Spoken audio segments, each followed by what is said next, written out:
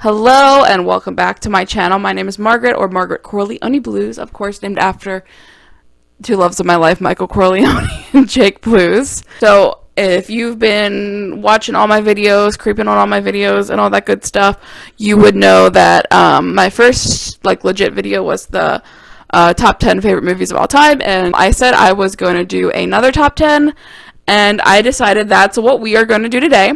Wouldn't directly say this is for sure my 11 to 20 favorite movies. Some of them definitely are, but these, when I thought of the next 10 favorite movies, these were all the first ones that came to mind, and not really in a specific order. I would say first two probably are. There's also technically 11, so let's get the video started. I sat down to make this video. I came up with 9 really easily, and then I needed a 10th movie. And I was like, I have no idea. But then I realized the movie that I have seen probably the most times in my entire life of any movie, probably I watch this every Christmas, that's Home Alone. Home Alone is just such a classic. It's so funny. You know you made a good Christmas movie when people want to watch it all different times of the year. Like when Home Alone comes on, whether it's a summer, I watch it. When Home Alone's on 100 times in a row on ABC Family or Freeform, I don't know what the heck it is now, I will watch it all 100 times. I will never get tired of this movie. I mean, Macaulay Culkin as Kevin, of course, and Joe Pesci as Harry, and Daniel Stern gives one of the funniest, most over-the-top comedic performances, just perfect as Marv. And of course you have Catherine O'Hara, who is the mom, and then John Hurd as the dad. This is just such a great cast. And John Candy, it's just so funny, and it's so heartwarming, and it's mildly disturbing, and I could just watch this movie every single last day of my life, and I probably have watched it many hundreds of thousands of times every Christmas. I just do not get tired of this movie. It's just makes me so happy, and I love Home Alone so much. Number 9. If you have not seen this movie, this movie was filmed not too far away from me. It is disturbing, and it is hilarious, and it is just the most glorious, gruesome. Only John Waters can make this. It is John Waters, a serial mom. I mean, I have a personal bias for John Waters because, he lives in my state, and he grew up in the same town as a lot of my family, and we have the same birthday. Serial Mom is about Beverly, who is seemingly the perfect suburban mom, but she's a serial killer, and she's killing people for not rewinding the tapes, for returning them to Blockbuster. She murders somebody for wearing white after Labor Day. She's just killing and killing. And it's Kathleen Turner plays Beverly, and it's John Waters. When you're watching it, it's one of those things that you're like, should I be watching this? This feels like something illegal to watch, but it's just so damn good. The cast is great. Matthew Lillard, who's one of the internet's favorite people right now, he plays her son. Ricky Lake plays her daughter. And I don't want to spoil too much, but it is something only John Waters can make, a movie about a serial killing housewife. So number 8, I wanted to have this movie higher, but I just haven't seen it in so long that I was like, I don't know where to put it, because I feel like I could talk about it more, but it's just been so long since I've seen it. This has been one of my favorite movies. This was, besides Star Wars, this is probably the first movie I remember loving. That's the Poseidon Adventure from 1972. This is the best disaster movie.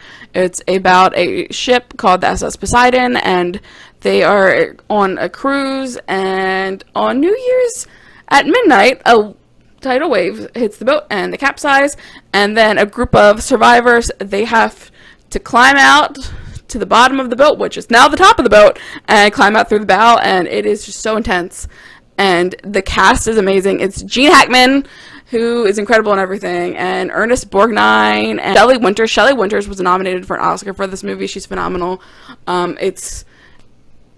Will just get your blood. It is riveting. It's been a hot minute since I've seen it. The 70s just knew how to do movies. It really makes you root for the characters. All of them are, on the cruise for something different. Shelley Winters is trying to get to meet her grandbaby, and just everybody. I like that it's not just focused on the suspense and the action, but it's really focused on the characters and why they want to survive, and that just makes certain events more heartbreaking. I just loved this when I was little. My sisters and I would like reenact the movie with our Star Wars figures and our dolls because we loved it so much.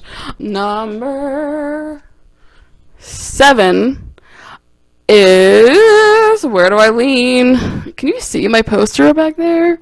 Heaven and Hell, Max Fisher's play. Sic Transit Gloria, Rushmore from Wes Anderson. My sister made me watch this when I was like 15, and I did not understand it for whatever reason. I was like, I don't know why this is funny. I have no idea what's going on.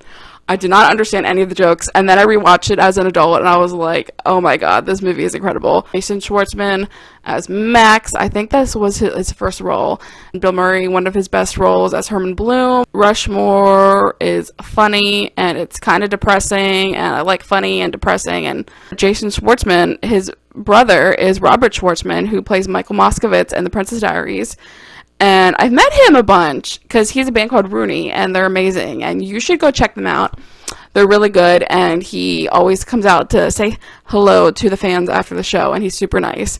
And their mom is my very favorite actress, the lovely Talia Shire, and she's the best. So they're Coppolas. All the Coppolas are like, we're just going to take everybody's talent. We're just going to be like the most talented family ever. And also, I just found out that Robert is making a Blues Brothers documentary. Number 6. This is a little sci-fi indie movie, but if you've not seen it, after this video, go watch this movie now. Have tissues ready, because it's going to make you cry. And if it doesn't make you cry, then I think you're probably a robot or just not a person in some way. This is Moon. I saw Sam Rockwell, and unfortunately Kevin Spacey, but he's just a robot voice, so you can kind of like pretend it's not him because you can't see him. He's literally just a robot. Sam Rockwell, he is all by his lonesome in a moon mission. A lot of crazy stuff starts happening that I don't know if I can spoil. I think it's in the trailer, so cover your ears.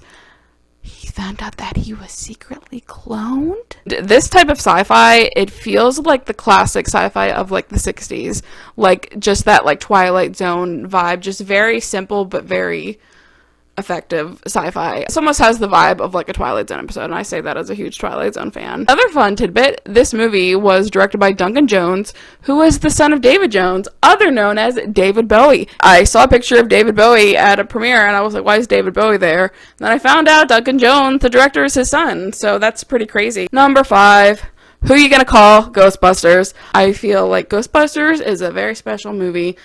I feel like a lot of people think of it as like a slapstick comedy type thing because, you know, it's starring a lot of comedians and it is really funny, but there's so much more to it. It has elements of horror, which is really cool. It's like this genre blending of like comedy and horror, and which is, I think, really cool. And not even like gruesome jump out horror, just like creepy, spooky horror, which I feel like we need more of instead of just jump scare horror. And just the whole apocalypse, end of the world thing. It has like a very literary, smart element to it. I mean, Dan Aykroyd wrote it, and that man's an absolute genius. It just has something for everybody. I feel like, you know, funny, spooky, attractive people, stuff that kids can laugh at, stuff that adults can laugh at that the kids won't understand. It's just a movie for everybody, and we need more movies like that. And the love of my life, John Belushi. I know I cannot go a video without mentioning him, of course. He was supposed to play Venkman, which makes me sad. But Slimer was a little tribute to him. And Slimer's my favorite character. And this is my stuffed Slimer. And I have a Slimer purse. And I buy anything I see that's Slimer related. Because I love Slimer. Oh, I have a Slimer shirt. I almost wore that. But then I'm like, I'm just going to wear the regular. Because I wore that in another video. I'm like, I can't be wearing the same outfits. But look at Slimer. Slimer, do you have anything to say? He doesn't. Slimer's my baby, and he's my favorite character, and I love him forever and ever and ever. And Ghostbusters is great, but Ray Stantz is probably my favorite Ghostbuster, because he's adorable, and he's Dan Aykroyd. You can't not love Dan Aykroyd. Number 4, if you can see my Greek flag, yes, if you know me, you know I am the daughter of a Greek immigrant. Very cool.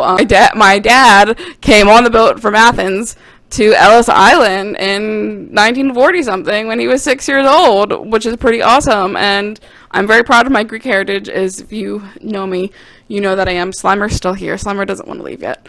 My dad's a Greek immigrant, and he's awesome. And I love being Greek, and I'm very proud of my heritage. So my number 4 favorite movie is My Big Fat Greek Wedding.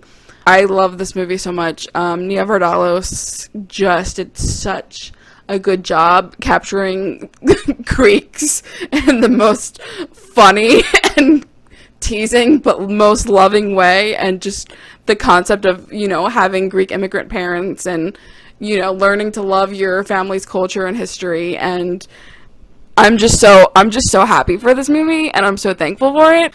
And I'm just so happy Nia was able to share our culture with so many people, and have so many people fall in love with this little movie and just appreciate Greeks. And I see so much of myself in Tula, and so much of my family and the rest of her family. I mean, I was a kid when this movie came out, and I mean, I loved it then. And then, I mean, being an adult now, like, close to the age Tula was supposed to be in the movie. I can't remember exactly how old she was supposed to be. I think she was, like, late 20s or early 30s. But just, like, it makes me appreciate it more. I mean, I'm Greek, so this movie just means a lot to me. Number 3, as far back as I can remember, I always wanted to be a gangster. I know I'd go from rags to riches if you could only say you care, blah, blah, blah. Goodfellas, one of the best movies ever. I actually thought about putting this on my top 10 all-time list, but I just I like Casino a little more. I don't know why. First off, I just want to say rest in peace to Ray Liotta and Paul Sorvino. This has been a really crappy summer for, you know, mob movie fans. I mean, we lost James Caan too, and I mean, all these guys are on my poster back here, and man, it's sad that we've lost these guys.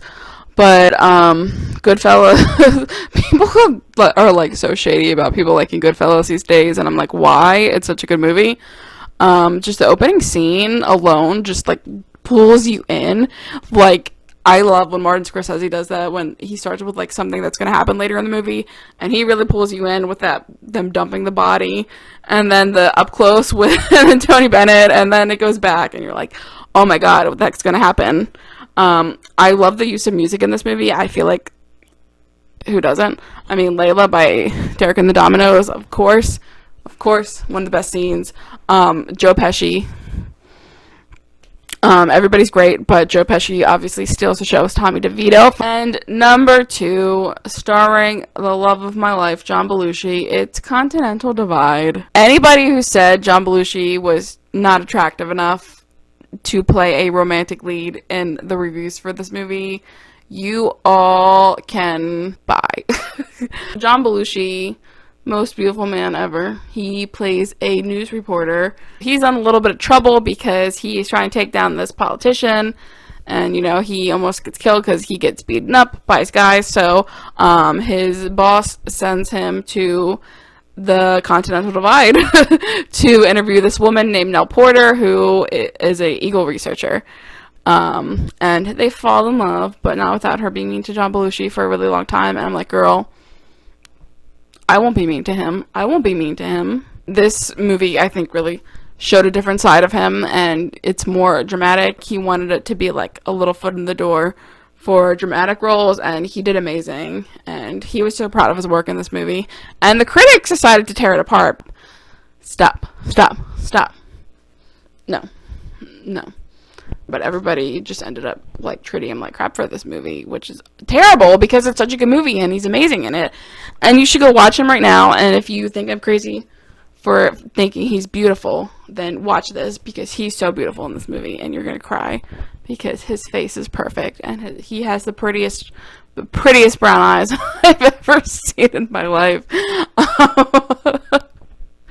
I'm really embarrassing, and he deserves so much better, and all the people that made him feel bad for this movie can suck it, because I love this movie. We are on the final slot, which goes to 2 movies because they have the same director and the same actor, And the director is Jerry Schatzberg, and the lead actor, I'm sure you can figure he was going to show up sometime on this list, is Al Pacino.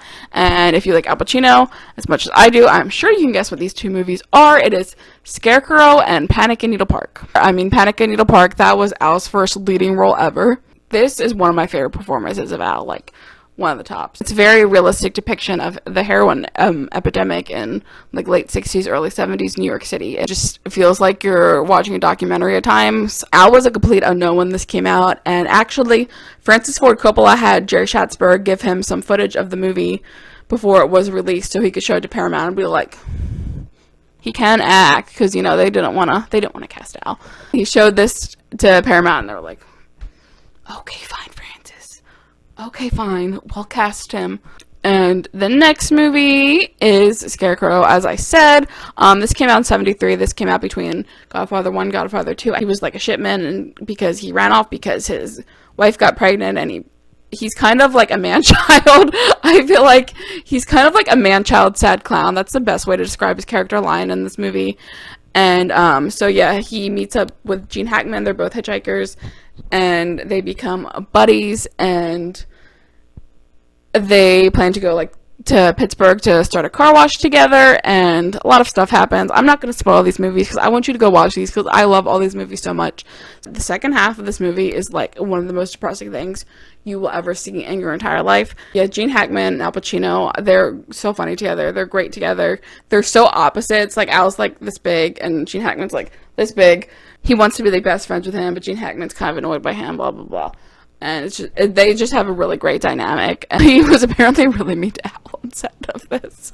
I love talking about movie trivia, so I love talking about behind the scenes fun facts and fun connections about my favorite movies. So maybe I'll do a series on that. A lot of people think Al was miscast in this role because his character line is very, very different than, say, Michael Corleone or Sonny Wartzik or Tony Montana. Definitely like complete opposite of Tony Montana. Like, line is very childish. I think that's the best way to describe him.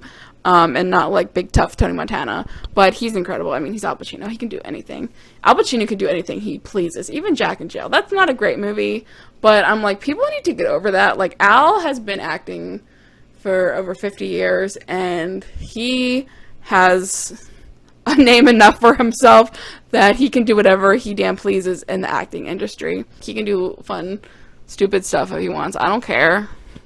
He deserves to do whatever he wants with his career after everything that he's done to get where he is and everything he's done for the movie industry. I'm going to leave you with that. I hope you enjoyed this video, and I hope you will subscribe and like and comment and share and tell all your friends and your cat, especially your cat. Tell your cat to subscribe because I love cats. Send me pictures of your cats, please. His pants are falling off. Don't ask why. I'm kidding. I don't do weird things. I don't kiss my Jake doll. Does he have lipstick on him? I think he has lipstick on his hat. But you didn't hear that from me. That was just a rumor that somebody started. Anyway, I hope you liked the video. And I hope you have an amazing day. And yeah, like, comment, subscribe, share, all that good stuff. Tell your friends. Tell your cat.